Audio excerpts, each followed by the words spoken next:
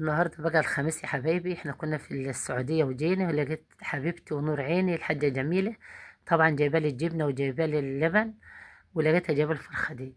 قالت لي دي عشاك انت والحاج. بصوا بقى، قلت اصورها لكم. شوفوا الفرخة جميلة ازاي، متربية. بس شوف متربية، شوف على السطوح، شوف الفرخة جميلة ازاي. اللهم صل على النبي اهي. قلت هوريها لكم الفرخة، شوفي جميلة ازاي. شوف الفرخة جميلة ازاي اهي، متربية على السطوح جميلة ازاي. إن عجبك الفيديو خلي بالك من لايك، عوك تنسيه يا حبيبتي يا نور عيني. قلت هصور لكم النهاردة الفرخة. الفرخة النهاردة اهي. هي يا حبايبي زي العسل، فرخة زي العسل، زي صاحبتها.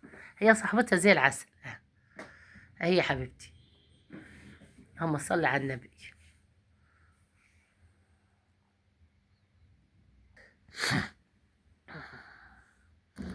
هي يا حبيبتي بقى هنمسكوها نودوها بقى نذبحوها ونقطعوها، وهوريها لكم برضه. مش لابد اوريها لكم وهي جميلة كده. دي فراخ بيضة بس هي متربية على السطوح جميلة جميلة. وصلت لغاية كده، خلي بالك من لايك يا حبيبتي يا نور عيني.